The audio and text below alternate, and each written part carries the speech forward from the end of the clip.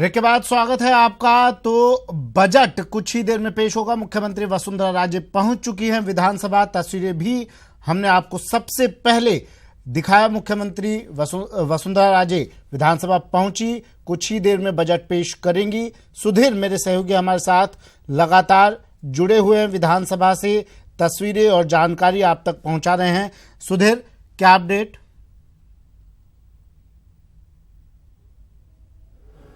देखिए, मुख्यमंत्री वसुंधरा राजे अपनी 14वीं विधानसभा का जो अंतिम बजट है साल 2018-19 का, वो पेश करने के लिए पहुंच चुकी है। और मुख्यमंत्री वसुंधरा राजे ने विधानसभा में पहुंचते ही विधानसभा अध्यक्ष कैलाश मेघवाल के कक्ष में गई और वहां पर वो अंदर अभी बातचीत कर रही है। इस बजट को महत्वपूर्ण इसलिए भी माना जा रहा है क्योंकि विधानसभा के चुनाव इस साल के अंत में होने, लिहाजा उम्मीदों का, सपनों का और चुनावी बजट, तमाम संज्ञाएं इस बजट को दी जा रही है। तो इस बजट से उम्मीदें भी ज़्यादा है, खासतौर से युवा वर्ग को ज़्यादा है, किसानों के लिए ज़्यादा है, व्यापारी वर्ग को ज़्यादा है। और क्योंकि जीएसटी के बाद का ये पहला बजट है, पहली मर्तबा ऐसा हुआ है जब फरवरी के सेकेंड वीक में यूँ कहें कि ये बजट पेश हो रहा है। इससे पहले मार्च के महीने में बजट आया, लेकिन इस बार केंद्र का बजट भी चूंकि जल्दी आ चुका है, लिहाजा इस बार का बजट ये पहले आएगा। क्योंकि मंशा केंद्र सरकार की ये रही है कि 1 अप्रैल से जो नया सेशन चालू होता है उससे बजट पर उससे पहले पास होकर और उसकी क्रियान्वित के लिए काम शुरू हो जाए, तो पूरा बजट उस फाइनेंशियल ईयर में ही शुरू हो सकता है। तो इस बार 1 अप्रैल से पूरी तरह से केंद्र और राज्य सरकार दोनों एक साथ लग के और पूरा बजट जो पेश किया गया है वो देने में है। दूसरा, क्योंकि ये राज्य की संचित निधि में इस बार टैक्सेशन का नहीं रहेगा, क्योंकि पूरे देश में जीएसटी लग गया है, प्रदेश में भी जीएसटी लगा हुआ है। और इस जीएसटी के कारण ऐसा हो रहा है। हमारे साथ राजपाल सिंह शेखावत जी जुड़ेंगे, जो जीएसटी काउंसिल में भी जाते हैं, मेंबर भी है। इस बार राज्य की संचित निधि में डालने के लिए कुछ नहीं होगा, केवल देने के लिए होगा, क्योंकि प्रदेश में जीएसटी लग गया है, देश भर में जीएसटी लग गया है और पहली मर्तबा इस तरह का बजट पेश होगा। संचित निधियाँ संचित करने के लिए नहीं हुआ करती। संचित निधियाँ निश्चित रूप से खर्च करने के लिए होती है। राजस्थान सरकार के अंदर संचित निधियाँ हैं, इसीलिए बजट के अंदर राजस्थान की जनता को बजट के माध्यम से उस संचित निधि का हिस्सा दिया जाएगा। लेकिन क्योंकि कुछ कमोडिटी को छोड़ दें तो उन पर टैक्स लगाया जा सकता है, बाकी की कमोडिटी क्योंकि जीएसटी में लगभग सारी चीजें शामिल हो गई है, लिहाजा संचित निधि जीएसटी से राज्य की संचित निधि में शामिल होगी और आगे का जो बजट है वो पेश होगा। मैं समझता हूँ जीएसटी लागू होने के बाद जितनी चीजें जिसमें जीएसटी लागू नहीं है उनकी संख्या बढ़ी है। वेट के रिजीम के अंदर जितनी चीज़ों में वेट लगता था उनसे कम कम्युनिटीज़ पर जीएसटी लग रहा है। ये मानना कि जीएसटी के बाद कोई वस्तु टैक्स से बची नहीं है, ये गलतफहमी है। जीएसटी लागू होने के बाद राजस्थान के रेवेन्यू में 14% का इजाफा, जो ट्रेंड ग्रोथ है वो ट्रेंड ग्रोथ आ रही है। मैं समझता हूँ राजस्थान के फाइनेंसेस के अंदर जीएसटी लाने के बाद में पॉजिटिविटी आई है। चलो, ये तो जीएसटी और अर्थशास्त्र की बात हो गई। राज्य में चुनाव होने हैं, विधानसभा चुनाव है। 14वीं विधानसभा का अंतिम बजट मुख्यमंत्री वसुंधरा राजे बीजेपी सरकार का पेश करने जा रही है, किस तरह का देखने को मिलेगा? क्योंकि कुछ देर बाद बजट आ ही जाएगा। ये इस सरकार का अंतिम बजट नहीं है, इस सरकार के टेन्योर का 5वां बजट है। और हम हमेशा राजस्थान और राजस्थान की जनता को अपने दिमाग में रख करके बजट बनाते हैं और राजस्थान की योजनाएं बनाने का काम करते हैं। लोक लुभावन योजनाओं का क्या हश्र हुआ, ये गहलोत साहब की सरकार में आप लोगों ने देख लिया होगा। राजस्थान किस प्रकार से आगे बढ़ पाए, राजस्थानी किस प्रकार से आगे बढ़ पाए, राजस्थान हिंदुस्तान के आगे की सबसे आगे की पंक्ति में खड़े हुए प्रदेश में किस रूप से आ पाए, इसको ध्यान में रखते हुए हमने 4 बजट दिए। 5वां बजट भी उसी को ध्यान में रखते हुए देंगे। देखिए, हम लगातार ये बता रहे हैं कि 14वीं विधानसभा का 5वां बजट और मुख्यमंत्री जी के 14वीं विधानसभा का 5वां बजट है, लेकिन यही आपत्ति उन्होंने भी दर्ज कराई थी राठौर साहब ने। तब भी हमने कहा था कि 14वीं विधानसभा का 5वां बजट है। आप उद्योग जगत के लिए किस तरह का मान रहे हैं? राकेश मेरे सहयोगी से लगातार जुड़े हुए, उनके साथ मेहमान भी है कुछ। राकेश, राजपाल सिंह शेखावत अभी बात कर रहे थे सुधीर से और कह रहे हैं संचित निधियां संचित करने के लिए नहीं होती, खर्च करने के लिए होती हैं। ये जानने की कोशिश कीजिए, क्या पिछले बजट में जितनी घोषणाएं की थी क्या उन पर खर्च कर दिया गया पूरा? इस बजट में जो घोषणाएं की जाएंगी क्या निश्चित समयावधि में उन्हें पूरा कर लिया जाएगा? किस तरह से पूरा किया जाएगा? समय कम है।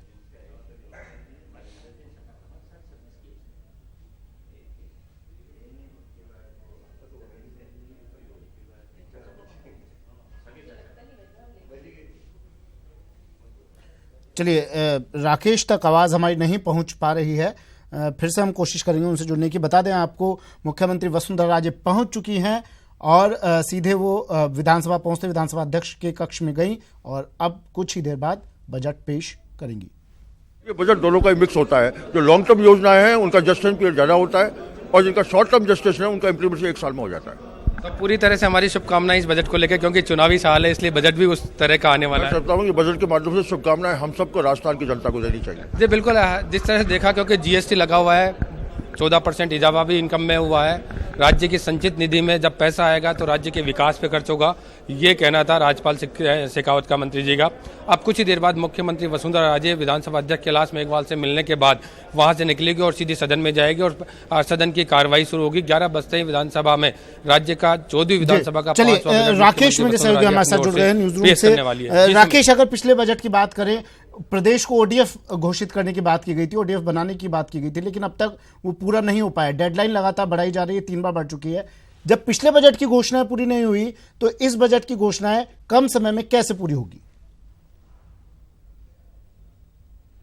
बिल्कुल, हमारे साथ जो पैनल में नए लोग जुड़े हैं, हमारे साथ भीमसेन जी हैं, उनसे जानने की कोशिश करते हैं कि पिछले बजट में किसान कृषि को लेकर काफी बातें की गई थी, किस तरह की जो घोषणाएं पहले पूरी नहीं हुई, इस बार क्या आप बजट से उम्मीद है?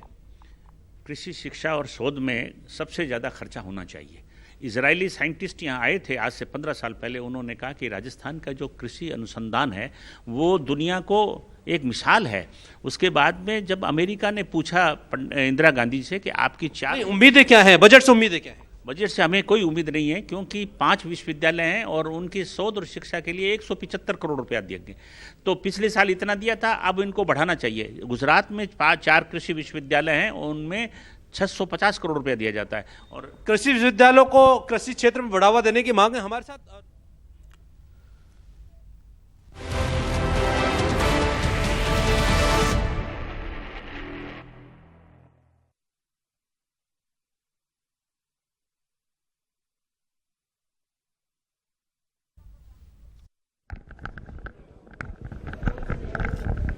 सीधी विधानसभा से मुख्यमंत्री अब विधानसभा अध्यक्ष के कक्ष से निकलकर पहुंचने वाली हैं कुछ ही देर में और सदन में पहुंचने वाली हैं और फिर किया जाएगा इस साल का बजट पेश। खुलेगा उम्मीदों का पिटारा। कुछ ही सेकंडों में मुख्यमंत्री बजट जनता के सामने रखेंगी। क्या कुछ जनता की उम्मीदें इस बजट से पूरी होंगी? कई लोक लुभावन घोषणाएं इस बजट के जरिए की जा सकती हैं। चुनावी साल है, समय कम है।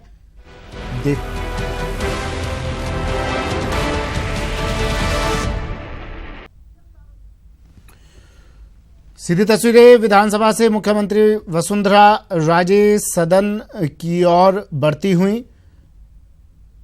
विधानसभा अध्यक्ष कैलाश मेघवाल से मुख्यमंत्री ने मुलाकात की सीधे विधानसभा में आते ही, और अब विधानसभा अध्यक्ष के कक्ष से बाहर निकलकर सदन की ओर बढ़ती हुई मुख्यमंत्री वसुंधरा राजे और तमाम नेता, पार्टी से जुड़े हुए तमाम विधानसभा सदस्य यहाँ मुख्यमंत्री का स्वागत करते हुए, और अहम दिन काफ़ी प्रदेश के लिए आज का मुख्यमंत्री बजट पेश करेंगी कुछ ही देर में, और लोगों से जुड़ी उम्मीदों को कितना पूरा इस बजट के ज़रिए ये सरकार कर पाती है, कुछ ही देर में ये सामने आ जाएगा।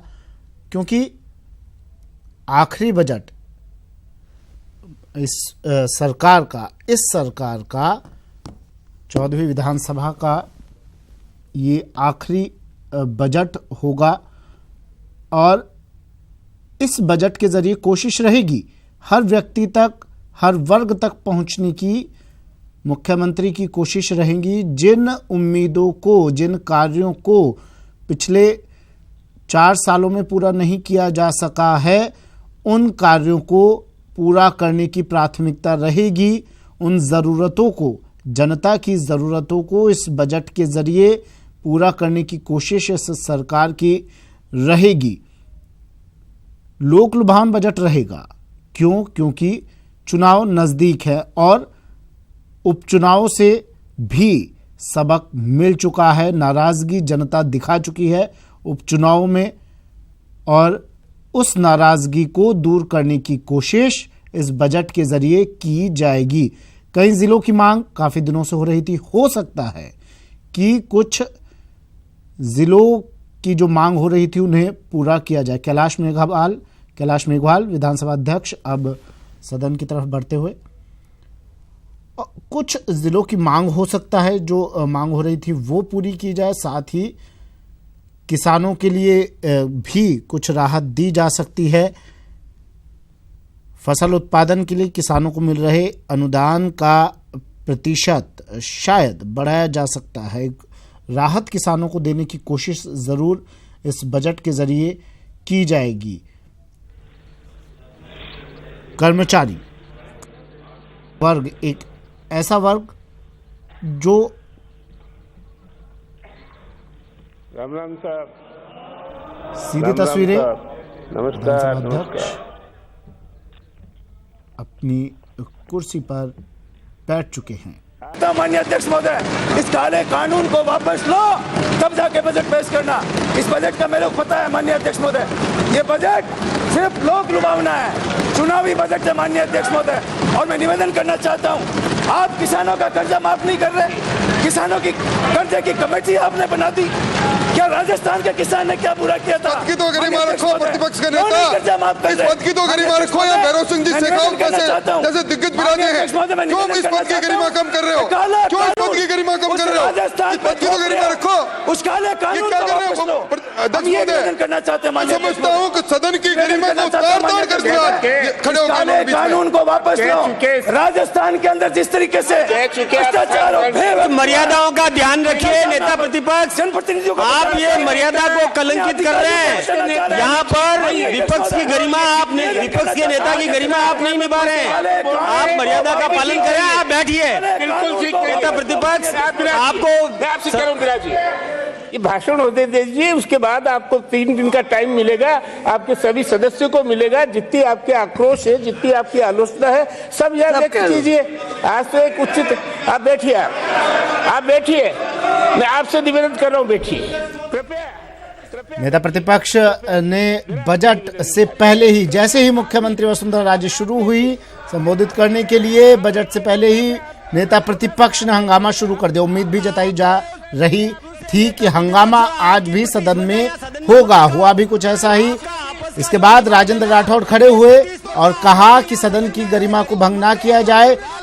विधानसभा अध्यक्ष भी अपील करते हुए, सदन की गरिमा को बनाए रखने की अपील करते हुए कह रहे हैं कि बजट पेश करने दिया जाए, हंगामा ना किया जाए। लेकिन नेता प्रतिपक्ष हंगामा करते हुए कह रहे हैं कि जो सत्ता पक्ष ने, जो सरकार ने कानून लाया गया था, उस कानून को, प्रेस को लेकर जो कानून आया था, उस कानून को वापस लिया जाए।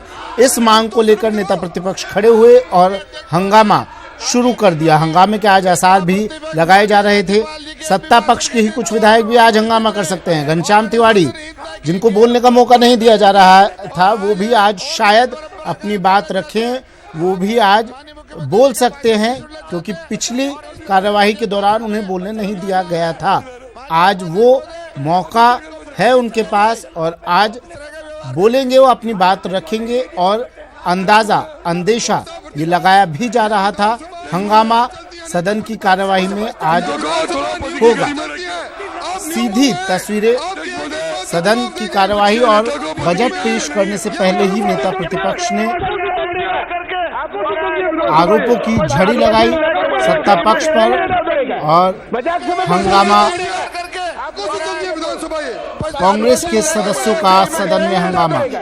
बजाज समझते कि विधानसभा है, सारी ताकत है हमारे पास, सबको भी बाहर निकलवा दूंगा अगर आपने ये इस तरह डिस्टर्ब किया तो। हाँ, निकलवा देंगे, लाओ जी, नोटिस लाओ। ये नहीं मानते। चेतावनी विधानसभा अध्यक्ष की तरफ से। आपका व्यवहार निंदनीय है, नहीं है। डर जाइए सुखदेव जी, डर जाइए। ये क्या आप समझाइए ना इसको, आप तो वरिष्ठ नेता है, आपके विपक्ष को चेतावनी दे रहा है कि ये बात ठीक है कि आप सदन की कार्यवाही को, मैं आपसे पूछना चाहता हूँ, मजाक बना रखिए इस विधानसभा को। आज का बहुत ही उचित दिन है। हाँ, आप खड़े हुए बैठिए। माननीय अध्यक्ष महोदय, आपकी अनुमति से बिठाइए सबको। मैं वर्ष 2017-18 को संशोधित अनुमान एवं वर्ष 2018-19 के बजट अनुमान प्रस्तुत कर रही हूँ।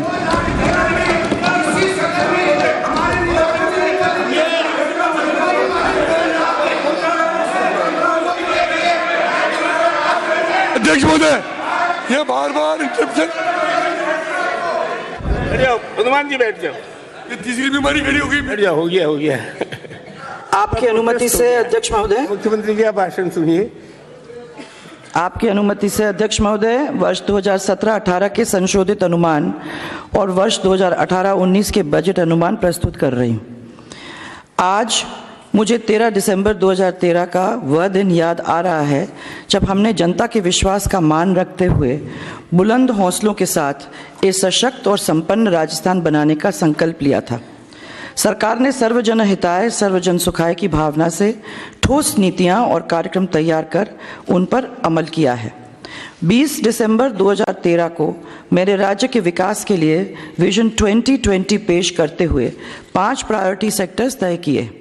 इन्वेस्टमेंट बढ़ाना, बेरोजगारी कम करना, अर्थव्यवस्था एवं शिक्षा में सुधार और कौशल विकास। मुझे यह कहते हुए खुशी है कि इन सभी क्षेत्रों में हमने एक आम राजस्थानी के जीवन को बेहतर बनाया है। हमने बाड़मेर रिफाइनरी के अधूरे सपने को पूरा किया और इस प्रोजेक्ट को रीनिगोशिएट कर 40,000 करोड़ रुपए की बचत की। इस रिफाइनरी के कैस्केडिंग इफेक्ट से रोजगार के लगभग 1 लाख नए अवसर उपलब्ध होंगे और लोगों की आय बढ़ने से जीवन स्तर सुधरेगा और एंसिलरी इंडस्ट्रीज स्थापित होंगी।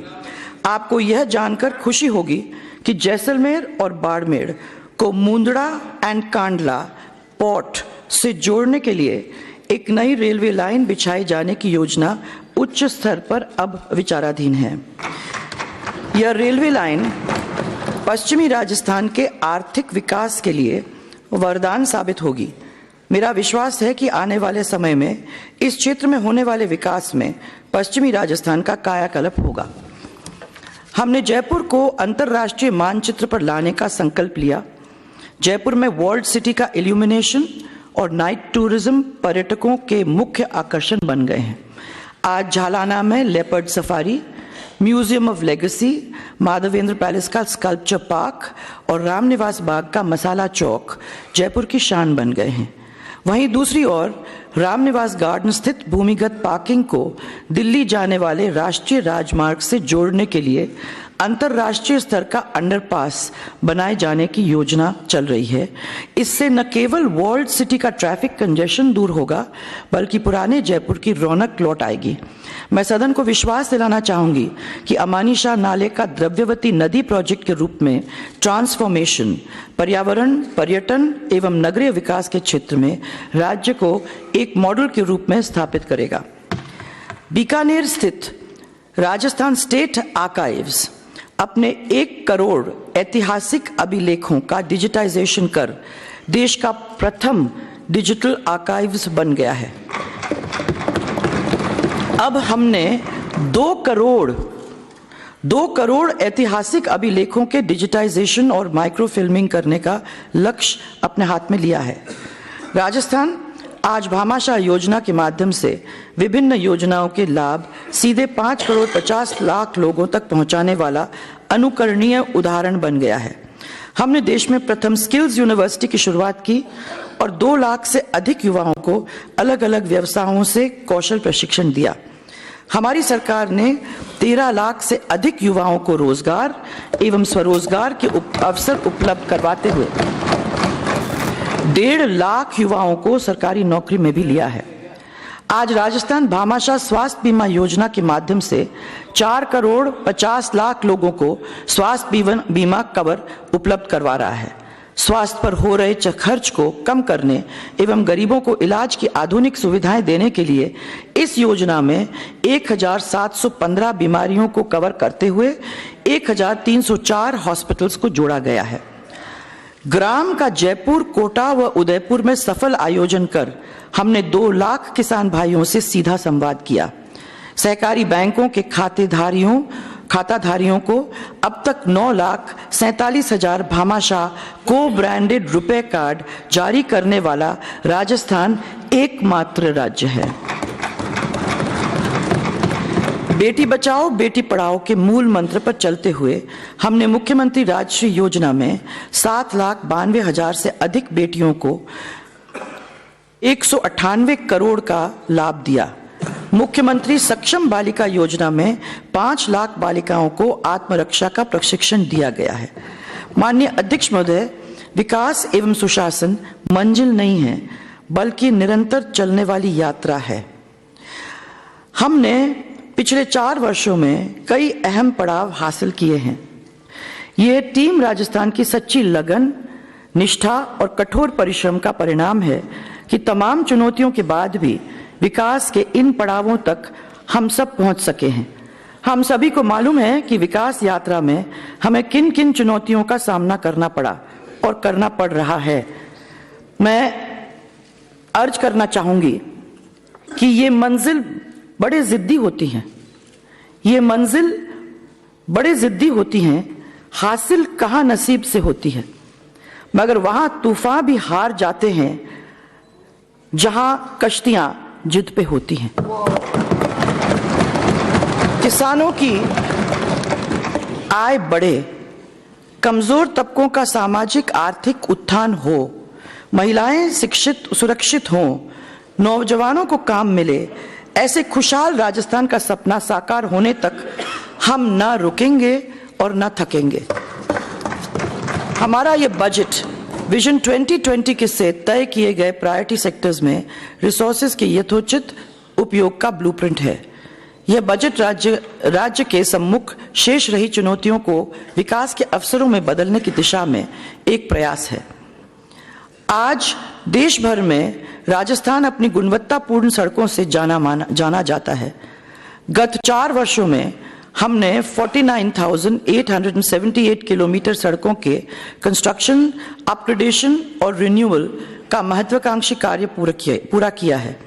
सरकार के द्वारा एक और जहां ग्रामीण क्षेत्रों में 21,614 किलोमीटर नई सड़कें बनाई गईं, वहीं दूसरी ओर 28,264 किलोमीटर में नेशनल एवं स्टेट हाईवेज, MDRs, ODRs और ग्रामीण सड़कों को बेहतर बनाया। सरकार ने गांवों में आवागमन की सुविधा और कीचड़ से मुक्ति के लिए नाली सहित सीमेंट व कंक्रीट की मजबूत सड़कों का निर्माण किया। ग्रामीण गौरव पथ कहे जाने वाली ये सड़कें आज गांव का गौरव हैं। हमने राज्य की कुल 9,891 ग्राम पंचायत मुख्यालयों में 6,593 को ग्रामीण गौरव पथ योजना और 2021 को मिसिंग लिंक योजना से जोड़ा है। हमारी सरकार शेष रहे ग्राम पंचायत मुख्यालयों को वर्ष 2018-19 में ग्रामीण गौरव पथ अथवा मिसिंग लिंक सड़कों से जोड़ने की घोषणा करती है। इन कार्यों पर अध्यक्ष महोदय 767 करोड़ रुपए की लागत आना संभावित है। राज्य की सभी 200 विधानसभा क्षेत्रों में 15 किलोमीटर प्रति विधानसभा क्षेत्र नवीन सड़कों का निर्माण करवाए जाने की घोषणा करती है।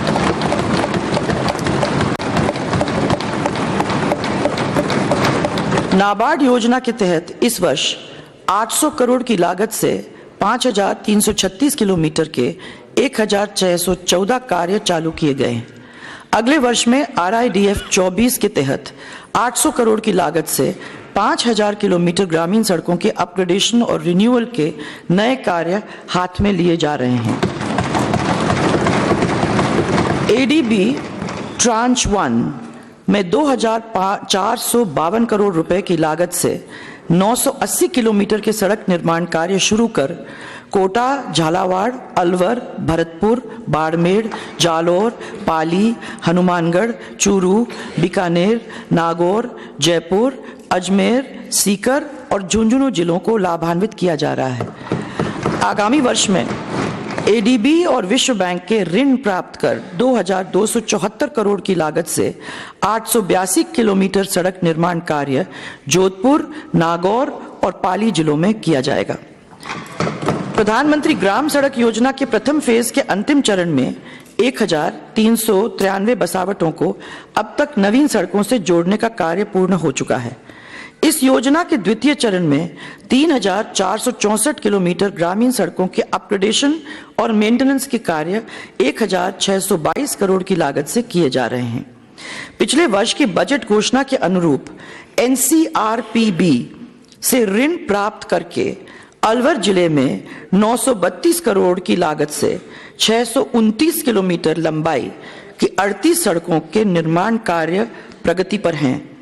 झालावाड़ जिले में 15 करोड़ 44 लाख की लागत से सारोला बाईपास का निर्माण करवाया जाएगा। सुसनेर सुमासरा सड़क निर्माण के लिए 32 करोड़ का प्रावधान प्रस्तावित है। नेवच नदी पर विंटेज कॉजवे निर्माण सहित चुरेलिया से सन्या घाट तक 4.5 किलोमीटर सड़क निर्माण पर 9 करोड़ 93 लाख का व्यय किया जाएगा। और 12 जिला में रामगढ़ माताजी के परिक्रमा पथ को चौड़ा करने के लिए 10 करोड़ का प्रावधान प्रस्तावित है। रामदेवरा भजन गायक रिखियों की ढाणी को रामदेवरा से जोड़ने के लिए 17 किलोमीटर की सड़क बनाई जाएगी और श्री गंगानगर जिला मुख्यालय से सादुल शहर मुख्यालय को जोड़ने वाली सड़क का पुनर्निर्माण करवाया जाएगा।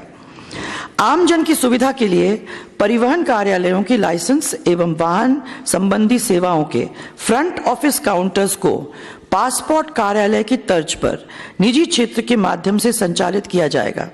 साथ ही मैं driving licence and vehicle registration संबंधी समस्त आवेदन प्रक्रिया को पूरी तरह से पेपरलेस किए जाने की घोषणा करती हूं। मुझे प्रसन्नता है कि अजमेर को छोड़कर जहां ट्रैक के लिए आवश्यक भूमि उपलब्ध नहीं हो पा रही है, शेष 6 संभागीय मुख्यालय एवं 7 अन्य जिले पाली, दौसा, सीकर, चित्तौड़गढ़, अलवर, झालावाड़, डीडवाना में फुली ऑटोमेटेड ड्राइविंग ट्रैक की निर्माण प्रक्रिया चालू हो रही है और इसी क्रम में बाकी रहे जिले परिवहन कार्यालय में भी इस वर्ष फुली ऑटोमेटेड ड्राइविंग ट्रैक्स का निर्माण चालू करवाया जाएगा। राज्य में पहली बार कुछ राजमार्ग जैसे फलोदी जैसलमेर राजमार्ग, धौलपुर राष्ट्रीय राजमार्ग और 3-4 अन्य हाईवेज मेगा हाईवेज को इमरजेंसी लैंडिंग एयर स्ट्रिप्स के रूप में विकसित किया जाएगा। इससे प्राकृतिक आपदा, दुर्घटना, चिकित्सा और कानून व्यवस्था से संबंधित आपदा के बेहतर प्रबंधन को सुनिश्चित किया जा सकेगा। सड़क दुर्घटना एवं उनसे होने वाली मृत्यु दर में कमी लाने के लिए कैपेसिटी बिल्डिंग हेतु जयपुर में 10 करोड़ की लागत से राज्य स्तरीय सड़क सुरक्षा प्रशिक्षण केंद्र की स्थापना की जाएगी। राजस्थान राज्य पथ परिवहन निगम की बसों में 80 वर्ष से अधिक की आयु के वृद्ध जनों को मुफ्त यात्रा सुविधा के साथ ही उनका एक अटेंडेंट को 50% की रियायती दर पर यात्रा सुविधा प्रदान करने की घोषणा करती हूं।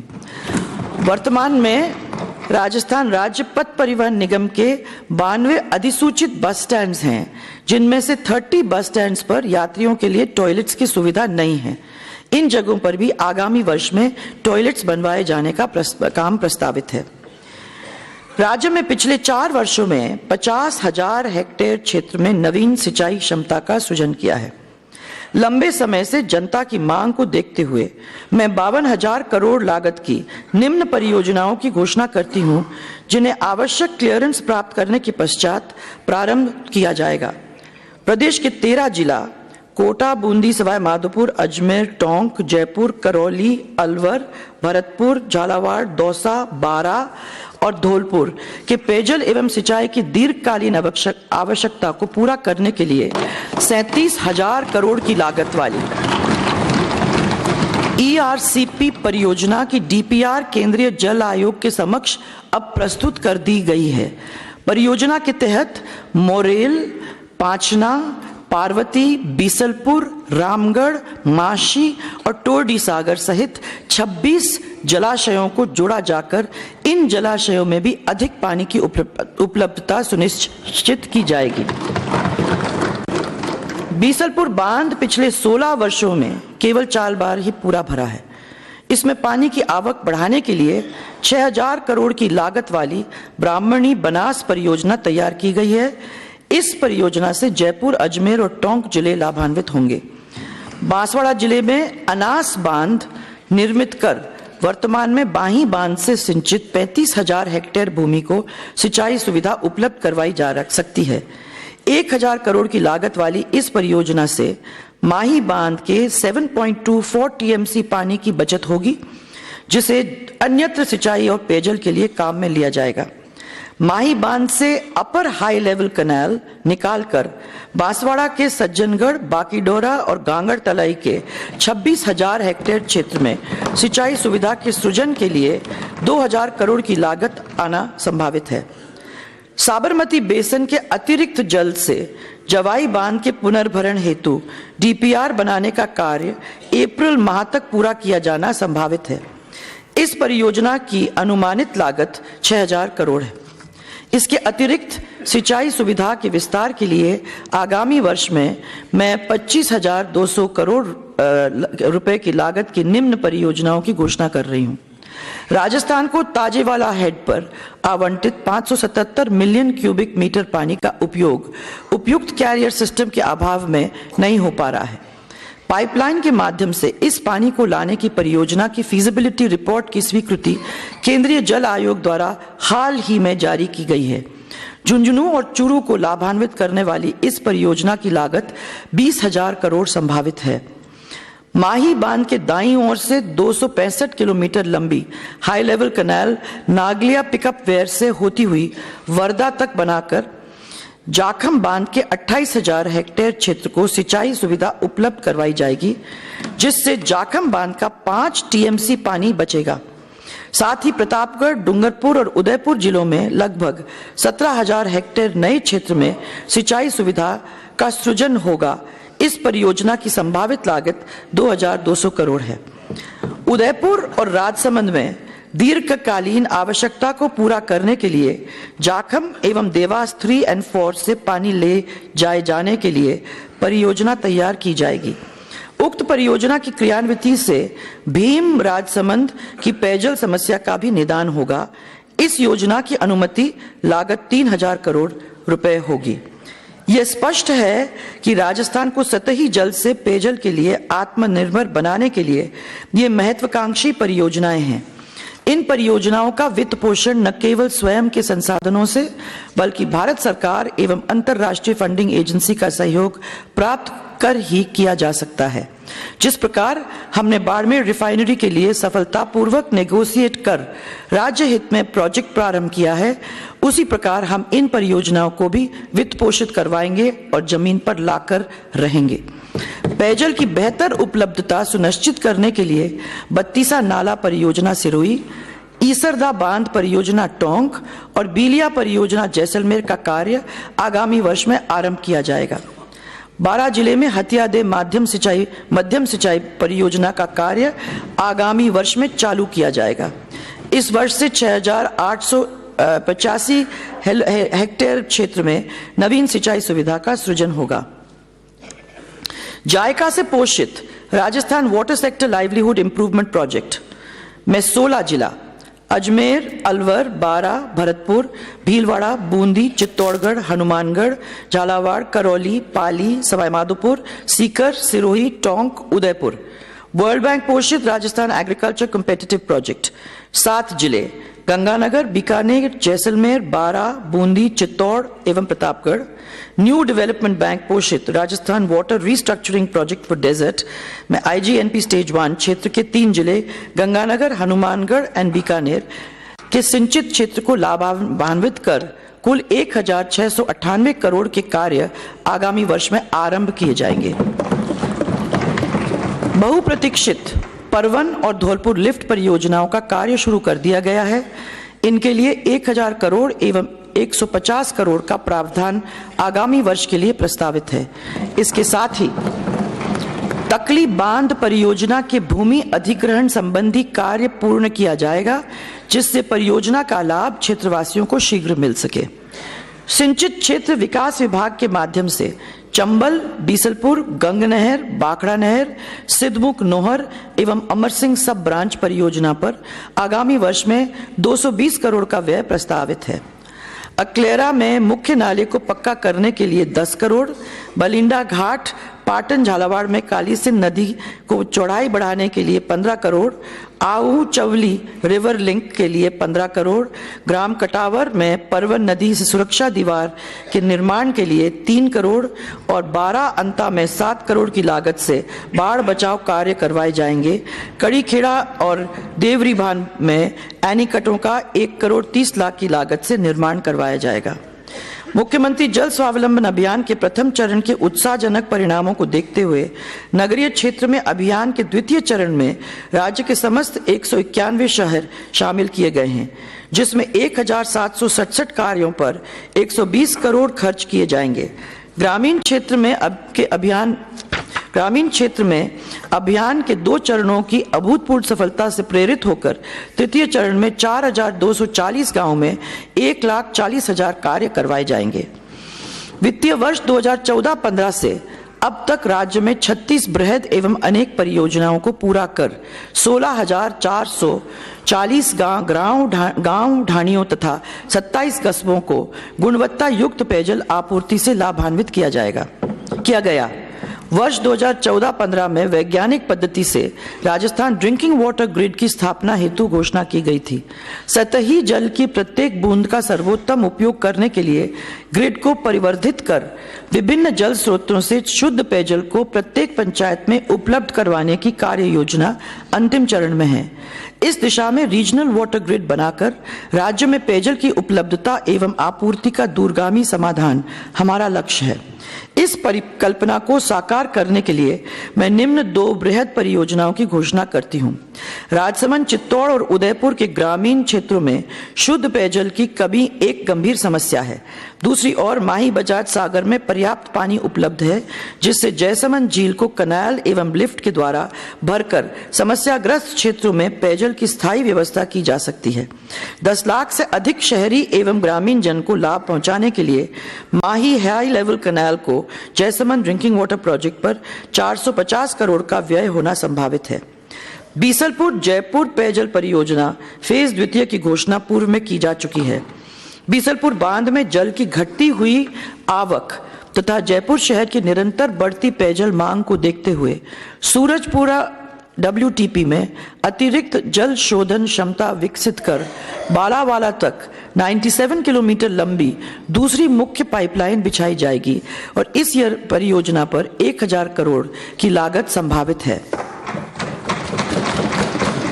2000 करोड़ की प्रस्तावित परवन आकावत पेयजल परियोजना सिखानपुर, मनोहर थाना, लाडपुरा, पीपलदास, सांगोद, अंता, बारा, अटरू, छबड़ा और किशनगढ़ क्षेत्र के 1821 गांवों को लाभान्वित किया जाएगा। प्रथम चरण में परियोजना की DPR सहित बांध निर्माण में हिस्सा राशि का भुगतान तथा इनटेक वेल का कार्य प्रस्तावित है। डूंगरपुर आसपुर दोबड़ा बृहद पेयजल परियोजना पर 365 करोड़ का व्यय होना संभावित है। आगामी वर्ष में प्रारंभ की जाने वाली इस परियोजना से डूंगरपुर शहर सहित आसपुर और दोबड़ा शहर के 151 गांव एवं 244 ढाणियों में रहने वाले लगभग 5,32,000 लोगों को अब लाभ मिलेगा। आगामी वर्ष में बूंदी जिले में चालू की जाने वाली गरडदा बृहद पेयजल परियोजना पर 182 करोड़ 86 लाख की लागत संभावित है। योजना से जिले के 111 गांव और 91 ढाणियों में रहने वाले लगभग 2,90,000 की आबादी को लाभ मिलेगा। बूंदी जिले में झालाजी का बराना बृहद पेयजल परियोजना चालू की जाएगी। यह योजना 109 करोड़ 29 लाख की लागत से पूर्ण की जाएगी और इस परियोजना से केशवराय पाटन क्षेत्र के 72 गांवों के 1 लाख लोगों को लाभ मिलेगा। बारा जिले में 55 करोड़ 47 लाख की लगभग लागत से कछावन पेयजल परियोजना चालू की जाएगी, जिससे छबड़ा क्षेत्र के 16 गांव और 3 ढाणियों के लगभग 20,000 लोगों को लाभ मिलेगा। हमने पोखरन फलसूंद बालोतरा सिवाना पेयजल परियोजना के क्रियान्वयन को गति देते हुए सितंबर 2018 तक पूरा करने का लक्ष्य रखा है। पेयजल समस्या के समाधान हेतु आगामी गर्मियों में प्रत्येक विधानसभा क्षेत्र में आवश्यकता अनुसार अधिकतम 100 हैंडपंप स्वीकृत किए जाएंगे। मैंने पूर्व में आमजन को शुद्ध पेयजल उपलब्ध करवाने के लिए RO प्लांट्स की स्थापना की घोषणा की थी। इसी क्रम में जल गुणवत्ता से प्रभावित क्षेत्रों के लिए 500 नए आरओ प्लांट्स लगाए जाने की घोषणा करती हूं। सदन को अवगत कराते हुए मुझे खुशी हो रही है कि central board of irrigation and power ने वर्ष 2018 में राजस्थान राज्य विद्युत प्रसारण निगम को पिछले 3 वर्षों में किए गए बेहतरीन कार्यों के लिए देश के सर्वश्रेष्ठ कार्यरत पावर ट्रांसमिशन यूटिलिटी के रूप में पुरस्कृत किया है। Very good. पिछले 4 वर्षों में विद्युत उत्पादन क्षमता में लगभग 6,700 मेगावाट की वृद्धि हुई है। साथ ही अक्षय ऊर्जा स्रोतों से इस अवधि में 3,161 मेगावाट उत्पादन क्षमता विकसित की गई है। विद्युत उत्पादन निगम के संयंत्रों की कार्यकुशलता बढ़ने से प्रति यूनिट विद्युत उत्पादन में कोयला की खपत में कमी आई है। कोयला स्वैपिंग के कारण कोयले के परिवहन खर्च में प्रति वर्ष 55 से 60 करोड़ की बचत हुई है। विद्युत उत्पादन निगम जो कि वर्ष 2014-15 में 2,600 करोड़ से अधिक के घाटे में था, हमारे अथक प्रयासों से अब दिसंबर 2017 तक 400 करोड़ के मुनाफे में आ गया है। राज्य में प्रसारण तंत्र के विस्तार हेतु 765 केवी के 2, 400 केवी के 6, 220 केवी के 30, 132 केवी के 70 ग्रिड सबस्टेशन स्थापित किए गए हैं, लगा दिए गए हैं। पिछले 4 वर्ष में 33 केवी के 936 सबस्टेशन स्थापित किए गए हैं एवं 1,77,000 कृषि कनेक्शन तथा 24 लाख से अधिक घरेलू कनेक्शंस जारी किए गए हैं। प्रसारण एवं वितरण तंत्र के विकास हेतु आगामी वित्तीय वर्ष में 400 केवी का 1, 132 केवी के 15, 33 केवी के 200 नए सबस्टेशन का लोकार्पण किया जाएगा। ग्रामीण क्षेत्रों में दीनदयाल उपाध्याय ग्राम ज्योति योजना तथा शहरी क्षेत्रों में इंटीग्रेटेड पावर डेवलपमेंट स्कीम के तहत 5,561 करोड़ के काम किए जा रहे हैं। इन योजनाओं के अंतर्गत अब तक 9,62,000 घरेलू कनेक्शन दिए जा चुके हैं और इस क्रम में आगामी वर्ष में 7 लाख नए घरेलू विद्युत कनेक्शन देने की घोषणा करती हूं।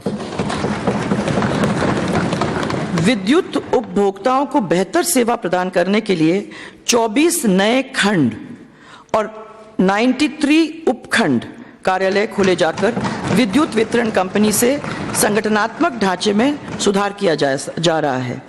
मैं किसानों के हित को ध्यान में रखते हुए जनवरी 2012 तक लंबित 2 लाख कृषि कनेक्शन आगामी वर्ष में दिए जाने की घोषणा करती हूं।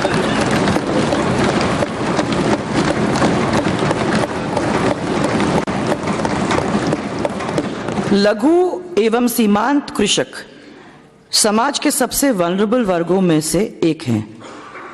हमने ओवरड्यू अल्पकालीन फसली ऋण माफी का महत्वपूर्ण निर्णय लिया है। मैं लघु एवं सीमांत कृषकों के सहकारी बैंकों में 30 सितंबर 2017 को ओवरड्यू ऋण में समस्त शास्ती एवं ब्याज माफी की घोषणा करती हूं।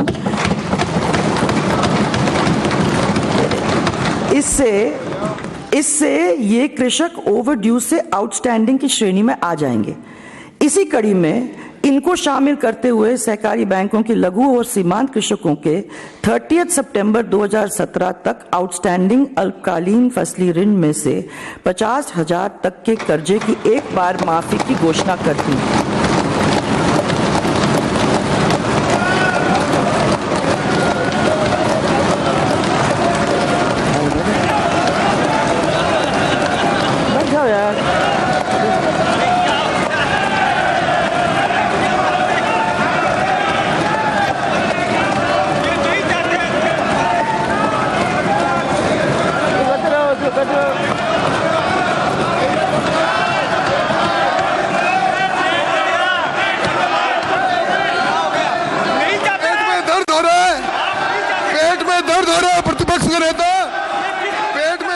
स्वागत करना चाहिए आपको। दर्द हो रहा है आपके, दर्द हो रहा है। किसानों से संपूर्ण कर्जा माफ करो अध्यक्ष महोदय, किसान को संपूर्ण कर्जा माफी चाहिए। आपने वादा किया था, आपके प्रधानमंत्री ने वादा किया था, आपने वादा किया था, आपकी तो नैया डूब गई।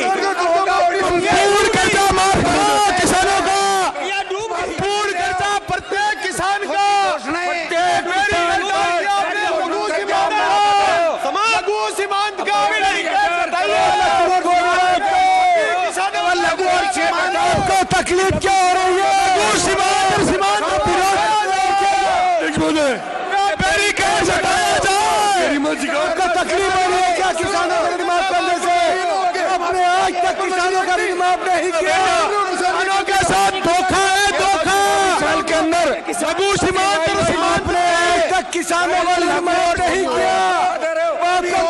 किसानों का कर्जा माफ किया जाए।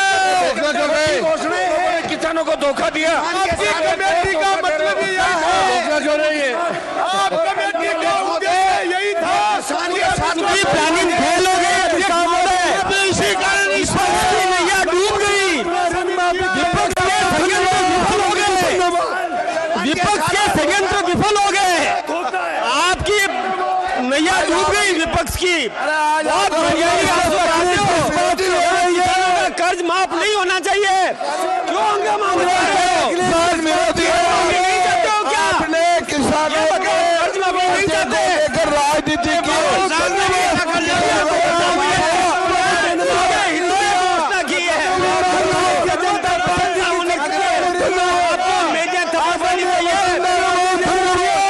अब आपको तकलीफ नहीं होनी चाहिए। नहीं दिया आप लोगों ने। किसान आत्महत्या कर रहा है। हो गया नाटक कर रहे थे। नाटक कर रहे थे, केवल नाटक कर रहे थे किसानों की। और वास्तव में किसान हितैषी नहीं हो आप लोग। क्या जब अच्छा नहीं लगा इसलिए आप इस तरह जो हल्ला कर रहे हैं? विराज जाइए, बैठ जाओ हनुमान जी, बैठ जाओ, कृपया बैठ जाइए, कृपया स्थान ग्रहण कीजिए। आपने दे दिया अपना प्रोटेस्ट जो भी करना है, बैठ जाइए। आप पूरा भाषण सुन लीजिए। हनुमान जी, मिस्टर बेनीवाल विराजो, बैठो मनोज जी, बैठो। अब आगे सुनिए, हो गया नहीं।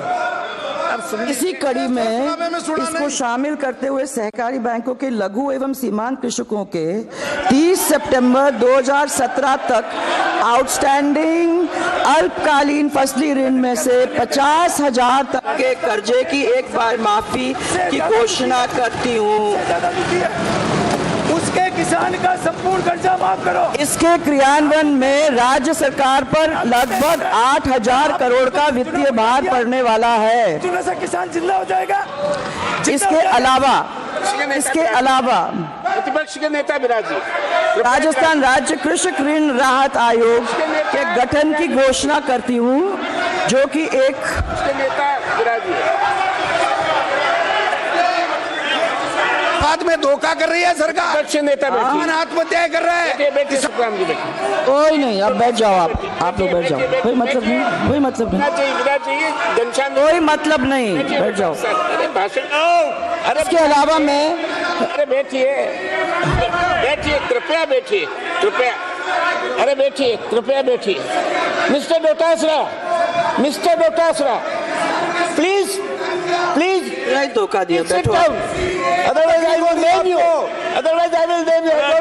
चाचा जी, आपको तकलीफ क्यों हो रही है? आप तक किसानों का कुछ नहीं किया। मिस्टर डोटासरा, माइंड शुरुआत है, शुरुआत। हाँ, मैं कह रहा हूँ, यहाँ डिस्टर्ब नहीं कर सकते आप इस तरह। एक भाषण चल रहा है, कर लिया एक प्रोटेस्ट आपने।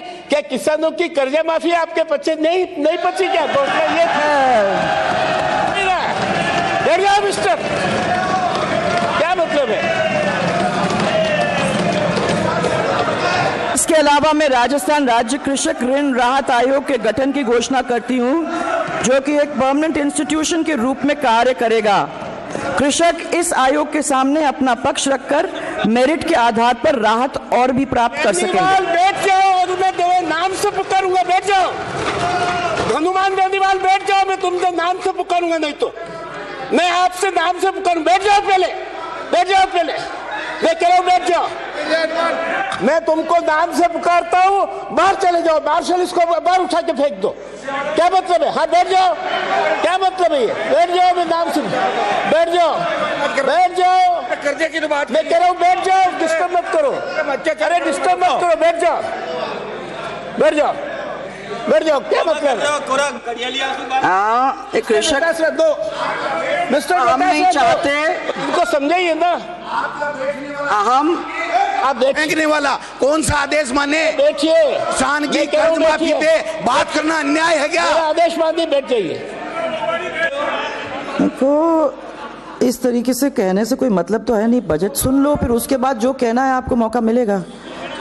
इसको परमानेंट इंस्टीट्यूशन भी बनाने की बात कर रहे हैं हम, ताकि आगे भी कृषक इन आयोग के सामने आकर अपना पक्ष रखकर मेरिट के आधार पर राहत भी प्राप्त कर सकते हैं। So it's on growing process.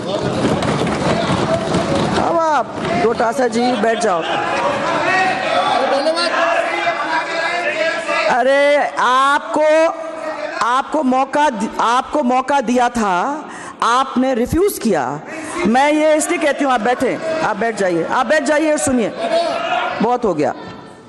वर्ष 2018-19 में केंद्रीय सहकारी बैंक के माध्यम से किसानों को अल्पकालीन ब्याज मुक्त फसली ऋण वितरण हेतु 300, अब ये 18-19 का 384 करोड़ ब्याज अनुदान एवं 160 करोड़ क्षतिपूर्ति ब्याज अनुदान के रूप में प्रावधान किया जाना प्रस्तावित है।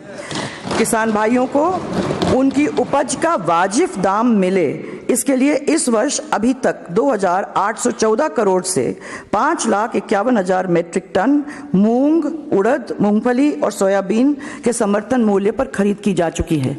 इसलिए 2,93,000 किसान लाभान्वित हुए हैं। इसी कड़ी में मैं राजफेड को मूल्य समर्थन योजना के अंतर्गत सरसों और चने की उपज को समर्थन मूल्य पर खरीदने हेतु 500 करोड़ का ब्याज मुक्त ऋण उपलब्ध करवाने की घोषणा कर रही हूं। सरकार द्वारा इस खरीद पर राजफेड को खरीद अवधि के दौरान देय मंडी शुल्क में छूट उपलब्ध करवाई जाएगी।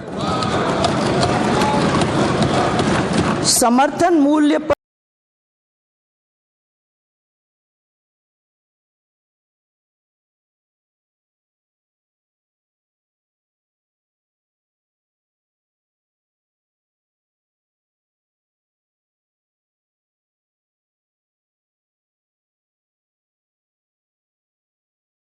समस्त श्रेणी के कृषकों को फार्म पॉन्ड निर्माण पर पूर्व में देय लागत के 50% अनुदान को बढ़ाकर 60% किए जाने की मैं घोषणा करती हूँ। किसानों को देय 10% टॉप अप अनुदान हेतु राज्य मद में 14 करोड़ का प्रावधान मैं प्रस्तावित करती हूँ।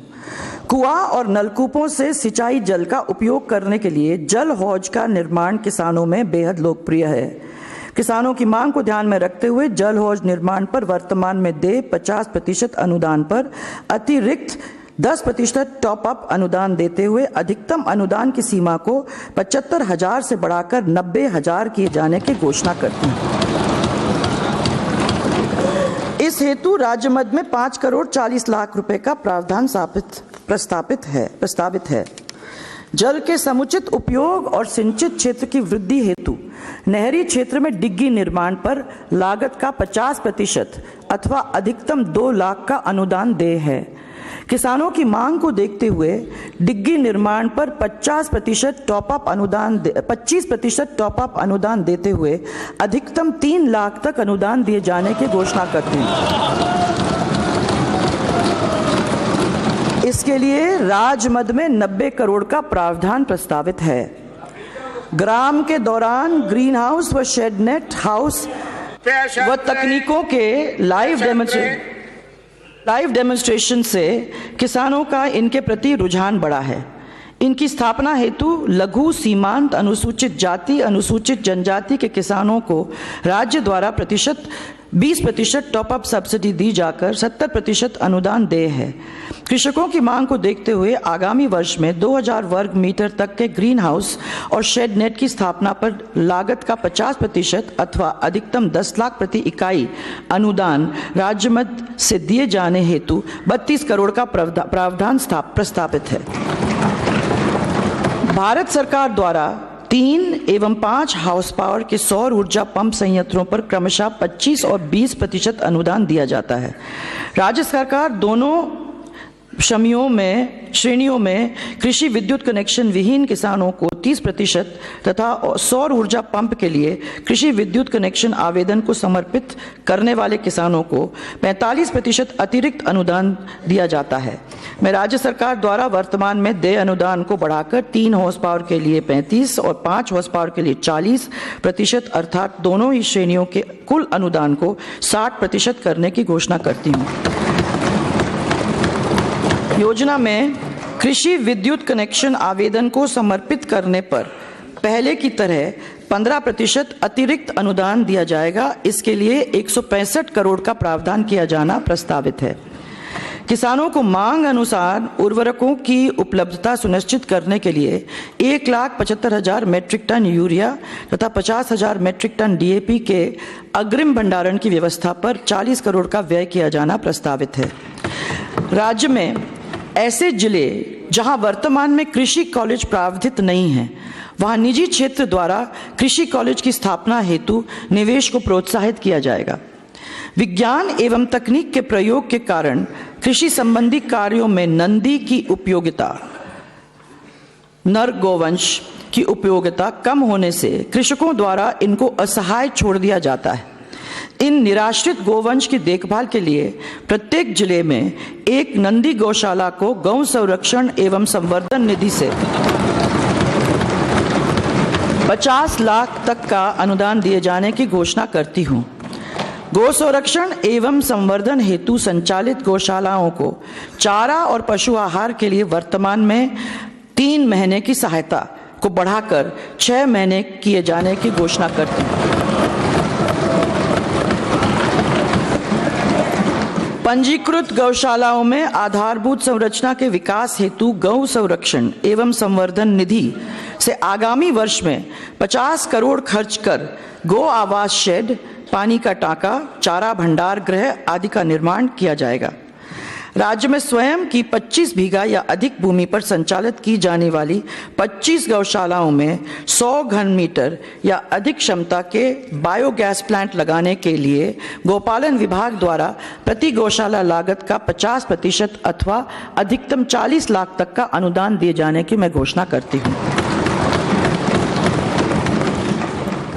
राज्य में ऊंटों के संरक्षण तथा ऊंट पालकों की आय में वृद्धि हेतु ऊंटनी के दूध का प्रसंस्करण एवं विपणन करने के लिए जयपुर में एक मिनी प्लांट स्थापित किया जाएगा।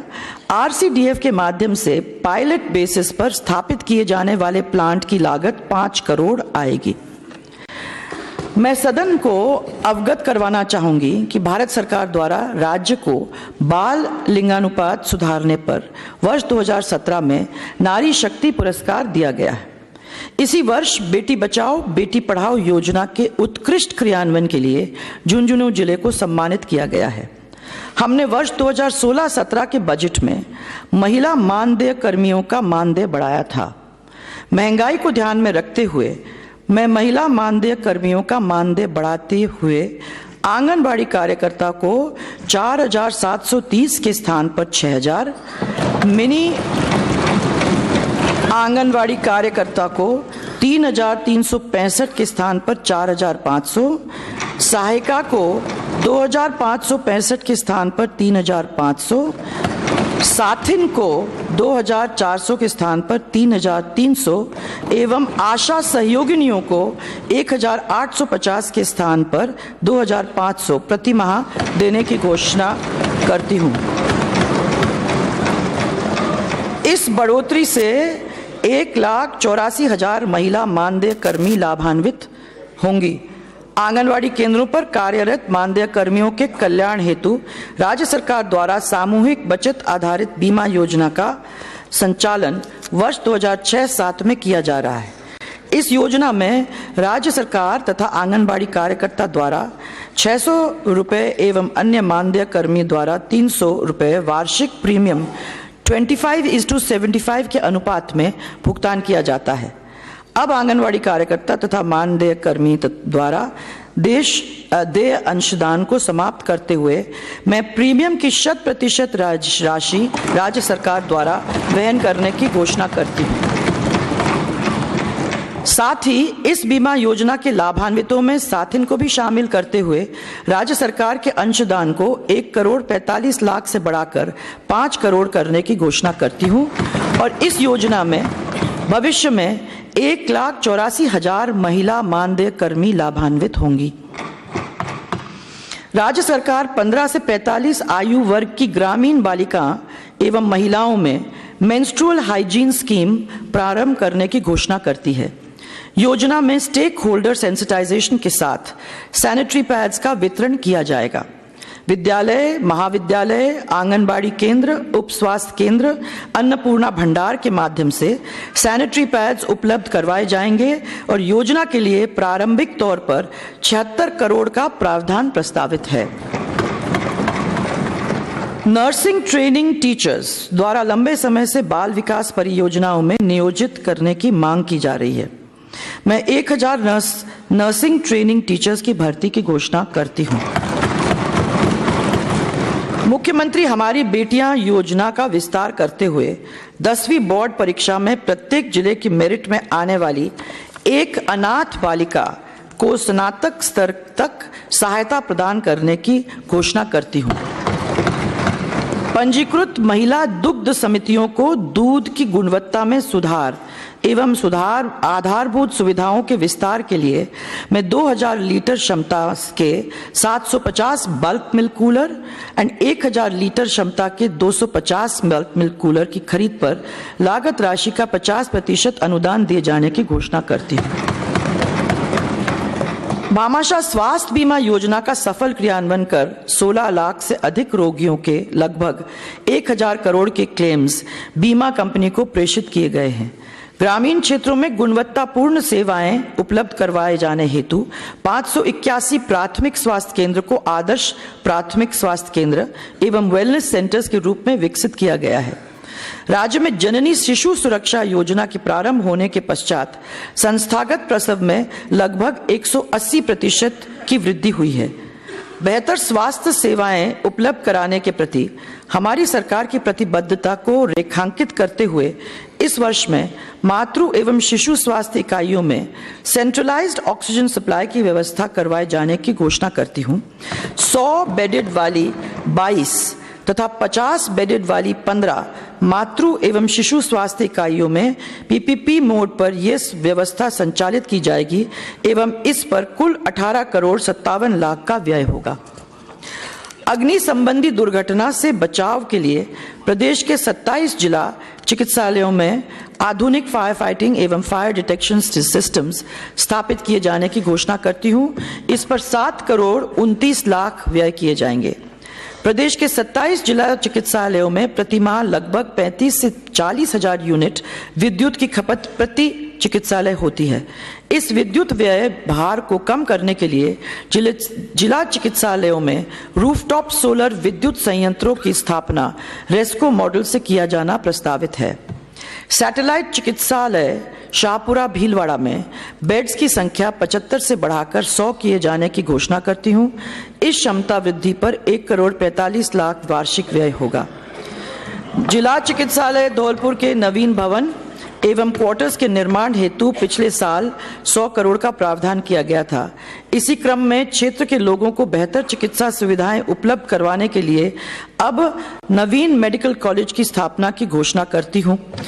राज्य में ऐसे जिले जहां वर्तमान में मेडिकल कॉलेज प्रावधानित नहीं है, वहां निजी क्षेत्र द्वारा मेडिकल कॉलेज की स्थापना हेतु निवेश को प्रोत्साहित किया जाएगा। प्रदेश में 28 नवीन पीएचसी खोली जाएंगी तथा 16 पीएचसीज को सीएचसीज में क्रमोन्नत किया जाएगा। इस पर 120 करोड़ की लागत आएगी। बेहतर चिकित्सा सुविधा उपलब्ध कराने के उद्देश्य से 4514 नर्स ग्रेड 2 तथा 5558 महिला स्वास्थ्यकर्ता की भर्ती किए जाने की मैं अब घोषणा करती हूं। RUHS मेडिकल कॉलेज जयपुर से संबद्ध जयपुरिया अस्पताल में स्वाइन फ्लू और VDRL लैब की स्थापना पर 1 करोड़ 50 लाख व्यय किया जाना प्रस्तावित करती हूं।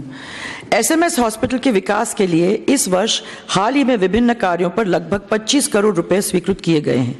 SMS हॉस्पिटल को ट्रॉमा सेंटर से जोड़ने के लिए बनाए जा रहे अंडरपास से रोगियों को काफी सुविधा होगी। इस क्रम में SMS हॉस्पिटल से संबद्ध चिकित्सालयों में बढ़ते रोगी भार को देखते हुए 6 करोड़ के व्यय से एक नवीन कैथ लैब स्थापना की घोषणा करती हूं। साथ ही 2 नए एग्जामिनेशन हॉल का निर्माण 7 करोड़ 90 लाख की लागत से करवाया जाएगा। मेडिकल कॉलेज बीकानेर में बढ़ते रोगी भार को देखते हुए 6 करोड़ के व्यय से एक नवीन कैथ लैब स्थापना की घोषणा करती हूँ। 6 करोड़ की लागत से मेडिकल कॉलेज अजमेर में एक नवीन कैथ लैब की स्थापना की घोषणा करती हूँ। साथ ही कार्डियोलॉजी विभाग में एंजियोजेट थ्रोम्बेक्टमी सिस्टम की स्थापना पर 1 करोड़ 15 लाख खर्च किए जाएंगे। इसके अतिरिक्त शिशु रोग विभाग में 1 करोड़ 20 लाख की लागत से 8 वेंटिलेटर्स की स्थापना की जाएगी। जोधपुर मेडिकल कॉलेज में एम्बुलेंस इक्विपमेंट्स के लिए 1 करोड़ 50 लाख का प्रावधान प्रस्तावित है। मेडिकल कॉलेज उदयपुर में एनेस्थीसिया विभाग हेतु स्वाइन फ्लू के रोगियों के लिए ICU ventilators and nephrology department में 4 नवीन डायलिसिस मशीन की स्थापना किए जाने की घोषणा करती हूं, जिस पर 1 करोड़ 10 लाख का व्यय प्रस्तावित है। मेडिकल कॉलेज झालावाड़ के ईएनटी विभाग हेतु उपकरणों की खरीद एवं 7 नए पीडियाट्रिक न्यूनेटल वेंटिलेटर्स की स्थापना की घोषणा करती हूं। इस पर 1 करोड़ 96 लाख का व्यय किया जाना प्रस्तावित है।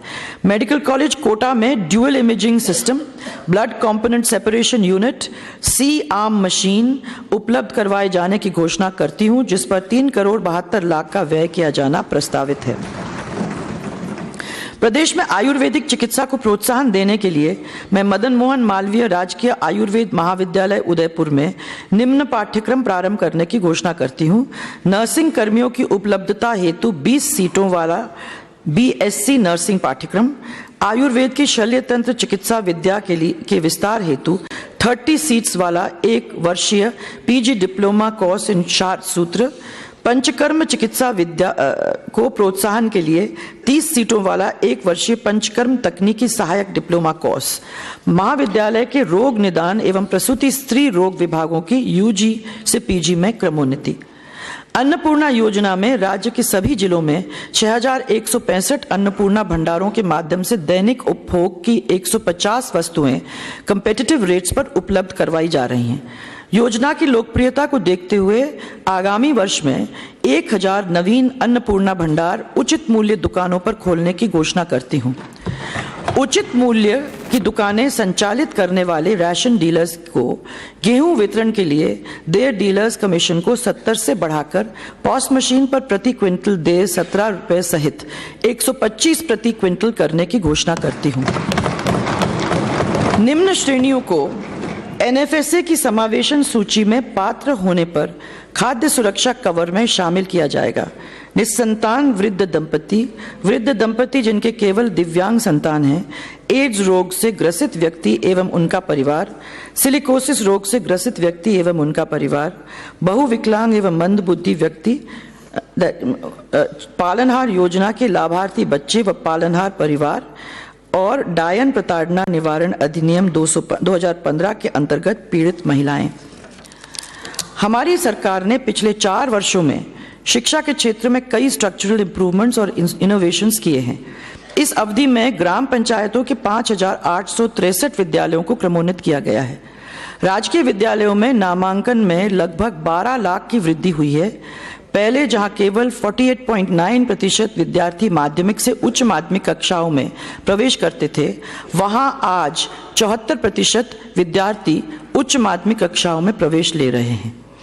हमने वर्ष 2015-16 के बजट में प्रत्येक ग्राम पंचायत में एक विद्यालय को आदर्श विद्यालय के रूप में विकसित करने की घोषणा की थी। इसी क्रम में 2017-18 में प्रथम चरण में 825 आदर्श विद्यालयों हेतु 2475 एडिशनल क्लासरूम्स के लिए 248 करोड़ 74 लाख की राशि उपलब्ध करवाई गई है और वर्ष 2018-19 में द्वितीय चरण में 1163 आदर्श विद्यालयों में 3379 क्लासरूम्स एवं टॉयलेट्स हेतु 360 करोड़ की राशि उपलब्ध करवाई जाएगी। आगामी वर्ष में विभिन्न श्रेणियों के 1832 विद्यालयों को क्रमोन्नत किया जाएगा। मिड डे मील योजना में पहली बार राजकीय प्राथमिक एवं उच्च प्राथमिक विद्यालयों के विद्यार्थियों को सप्ताह में 3 बार दूध पोषाहार उपलब्ध करवाए जाने की घोषणा करती हूं। इस योजना का संचालन प्राथमिकता से पंचायत क्षेत्र के पंजीकृत महिला दुग्ध समितियों के माध्यम से किया जाएगा। योजना पर 250 करोड़ का व्यय प्रस्तावित है। मैं यहां माननीय सदन को अवगत कराना चाहूंगी कि हमारे द्वारा विगत 4 वर्षों में विभिन्न संवर्गों के कुल 67,961 शिक्षकों एवं कार्मिकों को नियुक्तियां प्रदान की गई हैं और 1,09,622 शिक्षक एवं कार्मिकों को पदोन्नति किया गया है।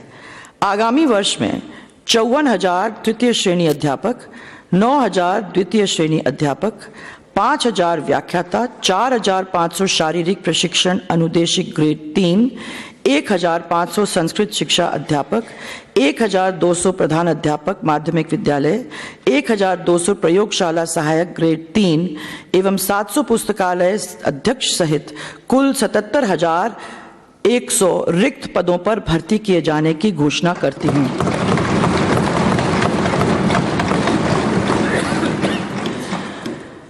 प्रदेश में आगामी वर्ष में 18 उपखंड मुख्यालय अटरू 12, शिव चौहटन बाड़मेर, बिछीवाड़ा डूंगरपुर, रानीवाड़ा जालोर, बावड़ी लूनी जोधपुर, कनवास कोटा, रायपुर पाली, मावली उदयपुर, बसेड़ी धौलपुर, बास कृपाल नगर किशनगढ़ बास अलवर, रेवधर सिरोही, भादरा हनुमानगढ़, कामा नदवई नगर भरतपुर और डूंगरगढ़ बीकानेर में नए राजकीय महाविद्यालय खोलने की घोषणा करती हूँ।